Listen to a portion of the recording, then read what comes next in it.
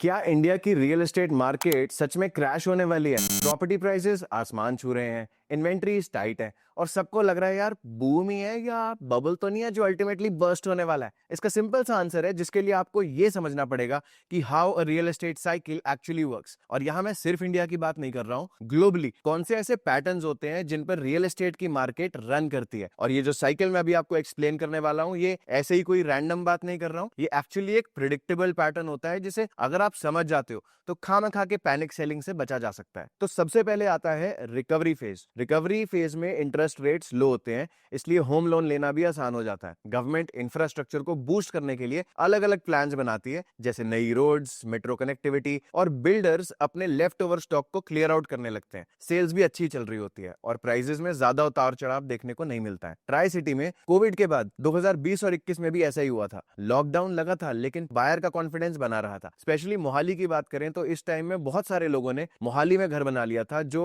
अब काफी मुश्किल हो गया। इसके बाद आता है बूम फेज। बूम फेज में डिमांड एक्सप्लोड कर जाती है। इन्वेस्टर को होता है यार ऐसी जगह पर इन्वेस्ट करें जहां फटाफट प्रॉफिट बने। एंड यूजर्स अपने लाइफस्टाइल को अपग्रेड करने की कोशिश करते हैं। सेल्स ऑल टाइम हाई पर जाने लगते हैं और प्रॉपर्टी रेट्स भी बहुत जल्दी ऊपर जाने लगते हैं। बिल्डर्स प्रोजेक्ट पे प्रोजेक्ट लॉन्च करते जाते हैं, जैसे कि 2022 के बाद से दिखाई दे रहा है। फिर चाहे आप मोहाली एरो सिटी को देख लो या फिर जीरकपुर को, 10 से 15% का एनुअल प्राइस जंप तो पंचकुला के प्रीमियम पॉकेट्स ने रिसेंटली देखा है, ज्यादा भी हो सकता है। और इसका मैं मेन रीजन बताता हूं आपको। दिल्ली के पोल्यूशन और पॉपुलेशन क्राइसिस से जो बच के आने वाले लोग हैं, जिन्हें ट्राई सिटी में सेटल होने का मन करता है, वो लोग आते हैं। अब इसके बाद आता है ओवर सप्लाई फेज, क्योंकि अब बहुत सारे प्रोजेक्ट्स मार्केट में फ्लड कर चुके होते हैं तो कंस्ट्रक्शन ज्यादा होने लगती है। इवन जितने बायर्स है मार्केट में उससे भी ज्यादा फ्लैट्स बन जाते हैं। प्राइजेस तो अब भी हाई होते हैं लेकिन वैसी ग्रोथ नहीं रह जाती जैसी कि बूम फेज में देखने को मिली थी। तो अब बिल्डर्स क्या करते हैं? बिल्डर्स लेके आते हैं डिस्काउंट्स और पेमेंट प्लान्स, जो कि बायर को फ्लेक्सिबिलिटी ऑफर करने का एक तरीका होते हैं। आपको याद होगा 2011 से 2014 के बीच में, और ये मैं तब की बात कर रहा हूं जब रेरा आया भी नहीं था। रेरा 2017 में आया है। उससे कुछ साल पहले इतने सारे प्रोजेक्ट्स बन गए थे कि वो आज भी मोहाली में खंडर बन के खड़े हुए हैं। भगवान जाने उनका क्या होगा। पर उस टाइम ग्लोबली अगर हर जगह देखें तो ऐसे हालात थे कि हर जगह स्लो डाउन चल रहा था।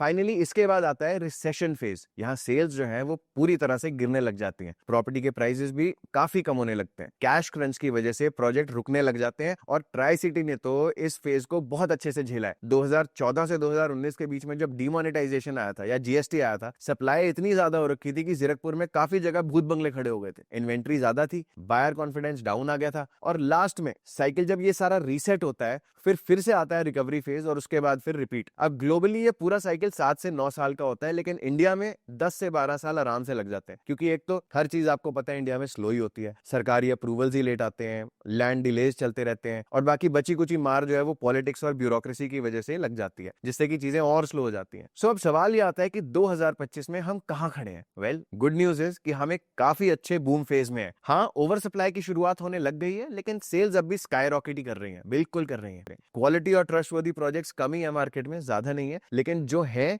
उन्होंने अच्छा काम किया है। पंचकुला चंडीगढ़ से भी बेटर चल रहा है। 12 से 14 करोड़ पर कनाल चल रहा है। क्यों चल रहा है? क्योंकि मेट्रो आ रही है, जीरकपुर से आईटी सिटी, साथ में PR7 एयरपोर्ट रोड ट्रैफिक को कम करने वाली है। तो जहां तक क्रैश का सवाल है, मुझे नहीं लगता कि आने वाले कई सालों तक कोई भी क्रैश आने वाला है। बल्कि मैं तो ये कहूंगा कि ट्राई सिटी की मार्केट नॉर्थ इंडिया की सबसे मेच्योर मार्केट्स में से एक है, इन्वेस्टमेंट के पॉइंट ऑफ व्यू से और सेफ्टी के पॉइंट ऑफ व्यू से। लिवेबिलिटी तो अच्छी है ही, लेकिन अदरवाइज ऑल्सो आप अगर प्रॉपर्टी प्लान कर रहे हो चंडीगढ़ ट्राई सिटी रीजन में, तो it is actually a good time now to invest, because once the metro hype pushes, the prices will get even higher. Then it may become even more difficult for you to buy your own house in Tri-City, Chandigarh. So, what do you think? Is the market going to crash? Is it a boom or a bubble? Let me know in the comment section.